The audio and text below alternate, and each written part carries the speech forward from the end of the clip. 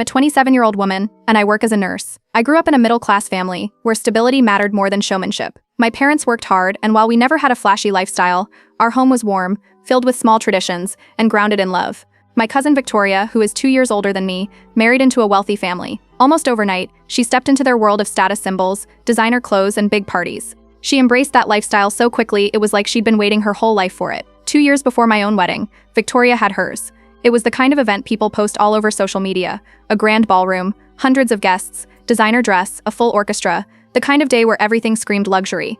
Everyone in the family was impressed, and I'll admit, it set a tone. When it came time for me and my fiancé Daniel, who is a high school teacher, to plan our own wedding, I knew immediately ours would be very different. Daniel and I had been together for years, and what we valued most was simplicity and closeness. We decided on a small backyard wedding at my parents' home, with about 50 guests. Nothing extravagant, just a day filled with personal touches. My aunt lent me her gown, one she had carefully preserved from her own wedding. My mom helped me with decorations, and we made them by hand: strings of lights, mason jar lanterns, wildflowers in simple vases. We planned food we loved, not a fancy plated dinner, but hearty dishes that people would enjoy. It wasn't about impressing anyone, it was about starting our life together with the people who mattered most. In the months leading up to the wedding, Victoria made little remarks here and there. She called backyard weddings glorified barbecues. Once, when she saw some of the decorations we were preparing, she laughed and asked if we were doing a craft fair. She always said it with a smile that wasn't really a smile, the kind that made her digs sound like jokes but weren't. I decided not to respond. I wanted my wedding day to be peaceful, not overshadowed by arguments. The morning of the wedding, my parents' backyard looked magical. The grass was freshly cut, tables were set with white cloths, and the lights we strung the night before glowed softly as the sun went down. The small stage was set for the vows, and everyone gathered with smiles and anticipation. My heart was pounding, but it was the good kind, the kind that comes from finally standing on the edge of something you've dreamed of. Then Victoria arrived. She came late, walking in like it was her own event, wearing an extravagant gown that would have been more fitting at a gala than a backyard wedding. Sequins, a dramatic train, and jewelry that sparkled in the sunlight. Guests turned to look, and she basked in the attention, as if she had planned it that way. I caught Daniel's eye, and he gave me a small, reassuring smile. We weren't going to let her steal our moment. As the ceremony began, I focused on my vows. I had written them carefully, wanting every word to be true and lasting. Out of the corner of my eye, though, I saw Victoria leaning toward her husband Blake, whispering, stifling laughter. Some guests noticed too. I saw heads turn, eyebrows raised. My maid of honor shifted uneasily beside me, but I forced myself to keep speaking. This was my moment, not hers, and I wasn't going to break. When the vows were finished and we moved into the reception, the little comments started again. As I carried my bouquet, Victoria's voice cut through the air, loud enough for several people to hear. That looks like something straight out of a grocery store. A few guests exchanged uncomfortable glances, pretending not to have heard. Later, my maid of honor told me that Victoria spent much of the evening mocking everything. The food, the music, the decorations, making sure people knew how unimpressed she was. Still, the night went on. People danced under the lights, kids ran across the yard, and my parents looked proud and happy. Daniel and I laughed with friends and ate until we were full. I held on to the joy of that night because it was real and genuine, even if Victoria's presence tried to stain it. But something else was happening quietly, something she had no idea about. While Victoria was busy mocking every detail, her husband Blake had been confiding in my brother. He had been talking about the strain in their marriage, the endless spending, the financial pressure, the arguments that no one else saw. Blake looked worn out even at our wedding, his smiles thin and his eyes tired. My brother didn't tell me everything that night, but later he shared that Blake had admitted serious cracks were forming behind the image Victoria worked so hard to present. I didn't confront her that day. I didn't call her out in front of anyone, though I could have. I tucked it away, storing the memory of her smirk and her cutting words. I knew then that I wasn't going to forget. My wedding day had shown me two things: how strong and grounded my relationship with Daniel was, and how desperate Victoria was to keep her performance alive. The difference between us couldn't have been clearer. I had chosen a day filled with meaning, even if it looked modest from the outside. She had chosen appearances, even if it left cracks in the foundation. And while I let her words roll off my back that night, I couldn't shake the certainty that the story wasn't over, that eventually her performance would catch up to her. A month after the wedding, an envelope came in the mail with Victoria's handwriting on it. It looked like one of those polite thank you cards people send after attending an event. I opened it expecting a standard note. Instead, inside was a single line written neatly across the card. "Thanks for inviting us. Hopefully your next party has better catering." No smiley face, no warmth, just that. I held it for a moment, reading it twice. When I showed Daniel, he shook his head, gave a small laugh, and told me to ignore it. But I tucked it away. The words were sharp enough to cut, and I wasn't about to forget them. Thanksgiving came not long after. My parents hosted as they always did, with a table full of food and relatives spilling into the living room. Victoria swept in with Blake at her side, carrying gift bags from some luxury store. She made sure everyone noticed when she placed them down. During dinner, she launched into stories about their unforgettable trip to Italy. She described the 5-star hotels, the private driver, the wine tastings, all with dramatic detail. She painted a picture of a perfect marriage, a glamorous life. Blake sat beside her, nodding when she nudged him, but the smiles he gave didn't reach his eyes. His fork moved slowly across his plate, and when she gushed about a gondola ride, he gave a short laugh that sounded tired more than anything. After dessert, while some people helped in the kitchen, my brother pulled me aside. His voice was low as he told me Blake had been venting to him privately. The big Italy trip Victoria bragged about, paid for by credit cards she had maxed out. She had pressured Blake into covering balances, moving money around to make payments. According to my brother, Blake felt cornered. Divorce wasn't something his conservative family would accept easily, and he didn't want to be the one who failed. My brother said Blake looked worn down, like he was carrying a weight heavier than he could hold. It was the first clear sign that Victoria's glittering image had cracks. She could tell everyone about her dream marriage, but behind closed doors, Blake was exhausted by the cost of keeping it alive. Not long after, a string of photos arrived on my phone. They were from Victoria. The captions were smug, little digs dressed up as casual comments. One shot of her and Blake at a vineyard came with the words, "Now this is a real honeymoon." Another of her standing in front of the Colosseum read, "Can't imagine settling for less." I showed them to Daniel that evening. He shook his head and said to let it go, that she thrived on the reaction. I agreed out loud, but in my mind I started cataloging it. Each card, each comment, each performance was stacking into a pattern I couldn't ignore. By the time Christmas rolled around, my parents' house was glowing with lights. The tree stood in the corner of the living room, gifts stacked beneath. Everyone was laughing, opening presents, sipping cider. Victoria, as always, made her entrance dressed to impress, pulling Blake along with her. When it was my turn to open a gift from her, I pulled away the paper to find a cookbook. The title in bold letters read, "Budget Meals for Newlyweds." The room went quiet for a moment, then filled with uneasy laughter. A few relatives chuckled softly. Others looked down at their cups. I forced a smile, thanked her, and set the book aside. Victoria leaned back, smirking, enjoying the attention. Blake's expression, though, told a different story. His jaw tightened, his shoulders slumped, and he muttered just loud enough for me to hear that it wasn't funny. He kept his eyes on the floor, clearly uncomfortable with the whole thing. The rest of the evening moved on, kids tearing through wrapping paper, music playing in the background. But that moment stayed with me, not because of the book itself, but because of how Blake reacted. For the first time, it wasn't just me catching the jabs. He couldn't hide the discomfort. It slipped through in the way he avoided eye contact, in the way he pulled back from her. From that point on, I began paying closer attention. At every gathering, every dinner, every event where Victoria played the role of the perfect wife, I watched the small details. The quick glances, the stiff smiles, the silences that stretched longer than they should. She kept up the act, talking loudly about trips, handbags, designer shoes. But the more she bragged, the more Blake seemed to shrink beside her. I noticed how family members reacted too. At Thanksgiving, the table had been full of polite nods. By Christmas, the nods had turned into sidelong looks and hushed whispers. People weren't buying the perfect image as easily anymore. The card, the trip, the cookbook, none of it existed in isolation. Each was another layer in a story she was building, a show she was determined to keep running. But the performance wasn't seamless. The cracks were showing, and they were showing in ways that mattered.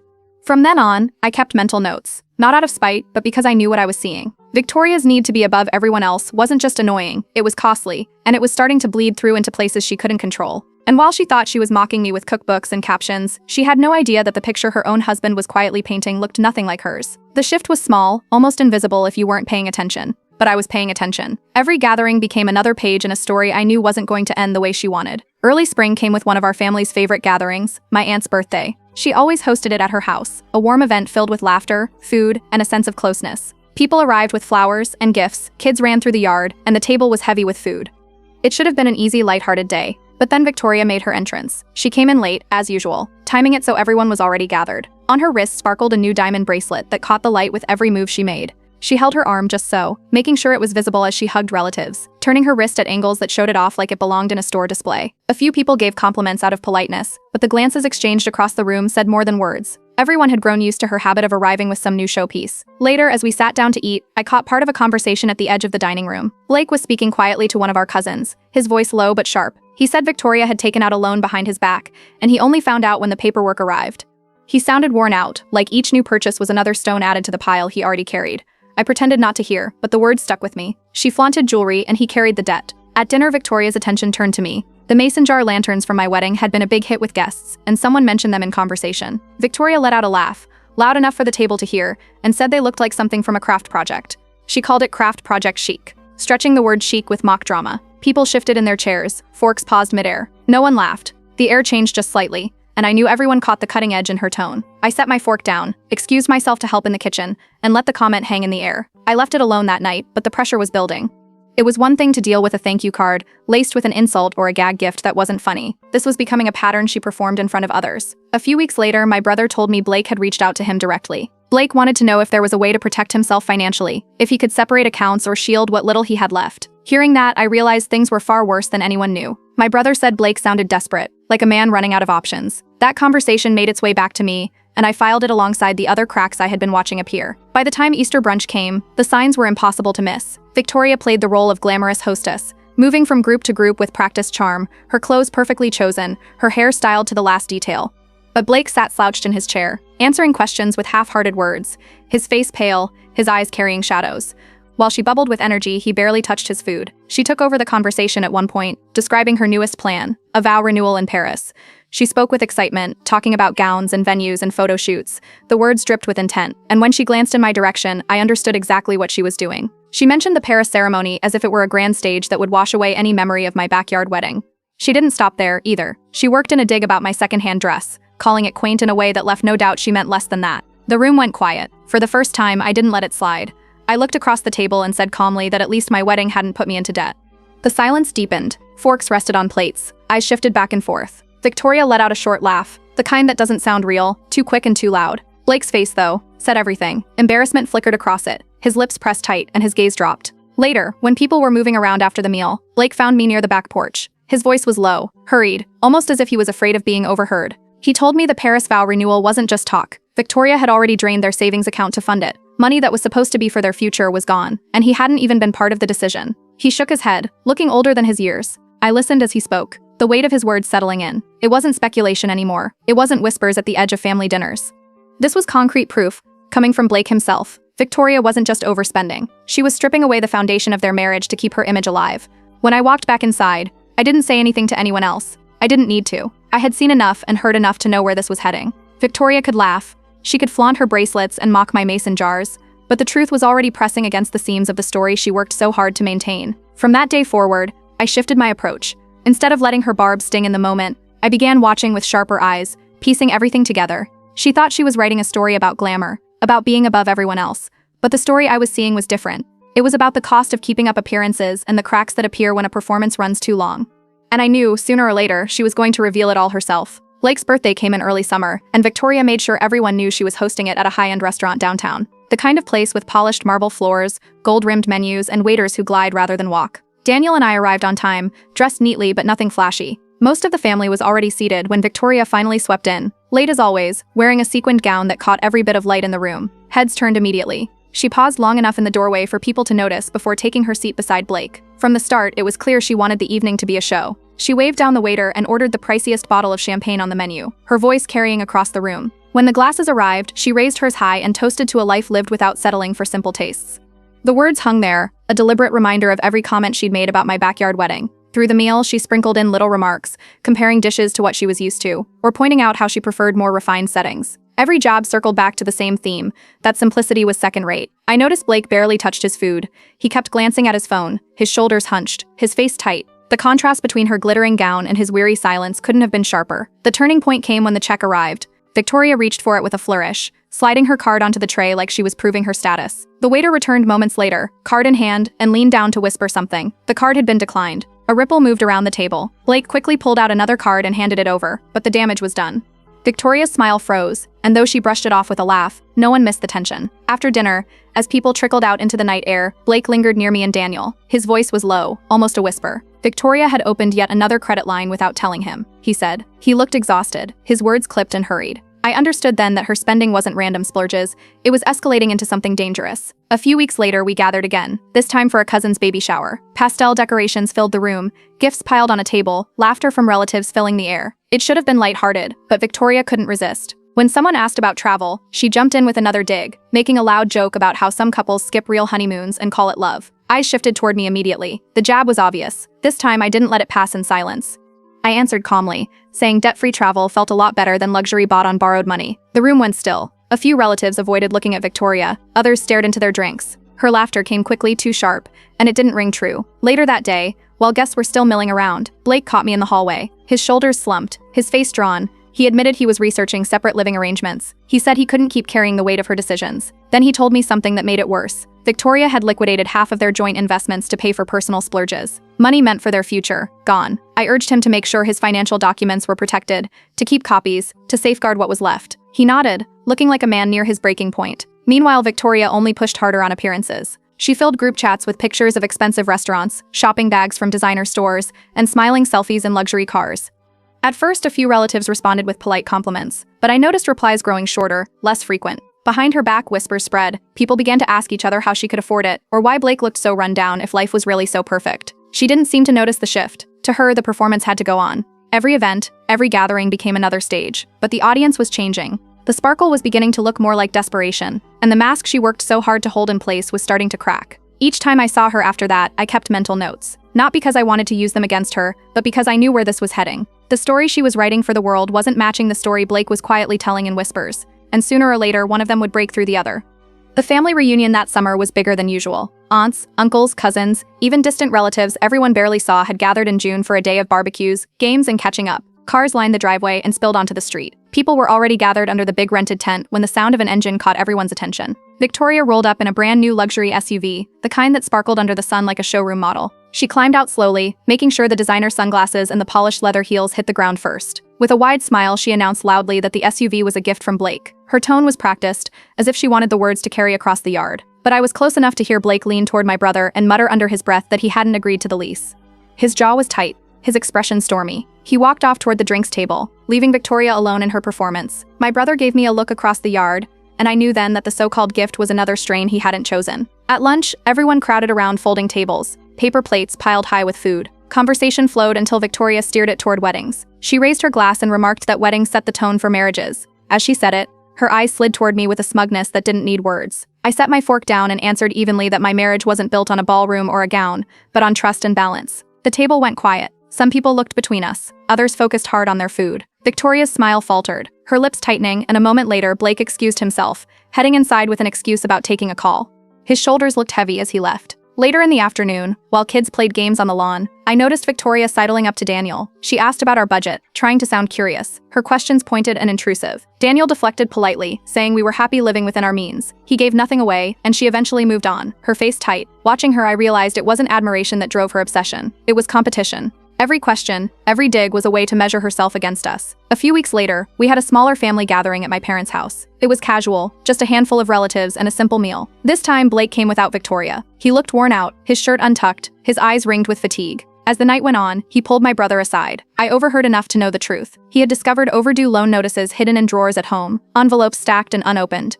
Victoria had been shoving them aside, hiding them from him while continuing her spending spree. His voice cracked when he admitted it, like he was finally saying out loud what had been building for months. By then, the dynamic had shifted. Victoria's taunts didn't land the way they used to. Instead of making me feel small, they left her exposed. Each cutting comment only highlighted the cracks in her own life. Relatives who once laughed nervously at her jokes now exchanged glances, shaking their heads when they thought she wasn't looking. That shift became obvious at another gathering not long after. Our aunt had brought photo albums to share, flipping through pictures of birthdays, holidays, and family milestones. One page showed Daniel and me celebrating our anniversary. We were seated at a small restaurant, smiling over a modest meal, the kind of evening that was meaningful but not extravagant. Victoria leaned over the table and remarked that it looked cheap. The room stilled. This time, I didn't let it slide. I asked her directly if she was truly happy or just keeping up a performance. Her eyes snapped toward me, sharp and defensive. She brushed it off with a laugh, but Blake's expression across the room told the truth. His shoulders sagged, his lips pressed tight, and he didn't move to defend her. The silence stretched long enough to make everyone shift uncomfortably before the conversation picked back up again, scattered and uneasy. In that moment, the truth was written across Blake's face. Whatever story Victoria thought she was telling, the unraveling was already happening. And it wasn't me exposing her, it was her own actions, piling up one after another, too heavy to keep hidden. From then on, I started piecing things together more deliberately. Each conversation, each side comment, each strained smile from Blake became part of a picture that was forming clearly. Victoria had built a fragile facade, and she had spent years making sure everyone saw it. But what she didn't realize was that the mask she wore wasn't protecting her anymore. It was cracking, and she was the one pulling it apart piece by piece. I didn't need to raise my voice or fight her in front of everyone. All I had to do was wait, and watch, and let the truth come out the way it always does when a performance has gone on too long. By late summer, Victoria sent out embossed invitations for a garden party at her in-laws' estate. The card itself looked more like a wedding invitation than a casual gathering. Gold lettering, heavy cardstock, flourished borders. It was obvious this was meant to be another performance, a stage to show the family she was still the woman with the grandest life. Daniel and I went, not because we wanted to be there, but because skipping it would only fuel her narrative. The estate grounds were dressed like something out of a magazine spread. Imported wine sat on ice in glass tubs, ornate floral arrangements filled the tables, and a small string ensemble played under a canopy. Guests murmured about how expensive it all looked, though the whispers had a sharpness now, like people were less impressed and more suspicious. Victoria moved from group to group in a fitted designer dress, heels clicking against the stone path, making sure every eye stayed on her. At one point, she maneuvered me into a corner where several relatives stood. With a practiced laugh, she asked if Daniel and I had thought about renewing our vows someday with a real wedding this time. Her eyes flicked toward me, waiting. I smiled and answered simply that I was too busy enjoying my marriage to stage a show. The silence that followed said everything. A few people shifted uncomfortably, and one aunt coughed into her napkin to break the tension. The hostility between us wasn't hidden anymore. It sat out in the open, sharp and undeniable. As the night went on, the cracks widened. Near the catering tent, I caught the sound of voices raised in anger. Blake's tone was sharp, cutting through the hum of conversation. Victoria's reply was rushed, almost frantic. I edged closer, not to intrude, but because their voices carried. Blake had just discovered she had charged the entire event, every glass of wine, every rented flower wall, every dollar of the live music, to their joint account, the same account that was already maxed out. His words came like strikes, hers like scrambling excuses. When they returned to the party, Victoria's smile was too wide, too polished. She moved quickly through the crowd, laughing louder than before, waving her glass of wine as if nothing had happened. But her hands shook when she lifted it, and her face held the faint flush of panic beneath the makeup. Guests noticed. A cousin leaned toward me and whispered that something seemed off. Blake didn't play along this time. He didn't stay at her side or nod at her stories. Instead, he distanced himself, settling into a long conversation with my brother by the buffet. The sight of him standing apart from her, shoulders hunched, eyes tired, told its own story. A few relatives began whispering openly, remarking how exhausted he looked, how little energy he had left to cover for her dramatics. In the days that followed, Blake confided in a small circle of relatives again, including my brother. This time, he wasn't just venting, he was taking steps. He said he had begun preparing paperwork to separate finances, to protect himself before there was nothing left to salvage. Hearing that, I knew the so-called perfect marriage Victoria flaunted was collapsing under the weight of her own spending. Not long after, there was a brunch at another relative's home. It was meant to be casual: pancakes, fruit, coffee, and mismatched mugs. People chatted easily, laughter bouncing around the table. Victoria arrived dressed like she was heading to a gala, in a tailored outfit and heels that sunk into the grass. She barely sat down before finding her chance to take another shot. She commented loudly on my dress, pointing out that it looked like something from a thrift store. The words lingered in the air, sharp as ever, but this time Blake didn't stay quiet. His voice cut through the chatter, clear and steady. He said at least I hadn't bankrupted my husband for appearances. The room went silent. Forks hovered over plates, coffee cups stopped midair. Victoria's head snapped toward him, her face frozen in disbelief. For the first time, it wasn't me standing up to her. It was her own husband, in front of everyone, and the impact was heavier than anything I could have said. The brunch carried on in fits and starts, people speaking in softer tones, but the energy had shifted. Victoria's mask, the one she had held up with designer clothes and staged parties, was slipping fast. From that point, no one needed convincing anymore. The unraveling had begun, and it wasn't something she could cover with another bottle of champagne or another glittering bracelet. Everyone had seen it, now how far she had gone to keep up the show, and how little was left holding it together. By early fall, the tension surrounding Victoria and Blake was no longer something only a few of us noticed. It had become impossible to ignore. Gatherings that once revolved around her stories and theatrics now carried an undercurrent of unease, with relatives quietly watching the cracks spread wider. The family dinner at our aunt's house that September was the night when everything that had been simmering finally spilled over. The evening began as it always did, with the smell of roast chicken and casseroles filling the air and cousins running up the stairs. Victoria arrived dressed like she was attending a gala instead of a family meal, wearing a glittering dress and carrying an expensive handbag. She launched into her performance immediately, talking loudly about plans for her Paris vow renewal. She described venues, designers, photo shoots, and made sure to look directly at me as she spoke, as if reminding everyone of the contrast between her fantasy and my backyard wedding. The table went quiet until I answered her, not harshly but clearly, that real values in a marriage are shown in how two people treat each other when no one is watching, not in gowns or venues. Forks paused midair, eyes darted between us. Victoria's smile thinned, but before she could launch another line, Blake set his fork down with a clatter. He muttered that the Paris trip wasn't happening. The words came out flat, but the effect was immediate. Relatives turned toward him, surprised. Victoria's eyes widened, and she tried to laugh it off, but Blake kept going. He explained, voice low but steady, that there was no savings left to fund anything. Victoria had spent through their account without his agreement. The table froze. An uncle asked carefully if everything was all right at home. Blake gave a bitter laugh and answered that he felt like he was funding a performance, not living in a marriage. His voice carried a weight that silenced the room. Victoria tried to cut in, brushing it off as a misunderstanding, but Blake didn't stop. He listed their maxed-out credit cards, overdue loans, even the repossession notice for their luxury SUV.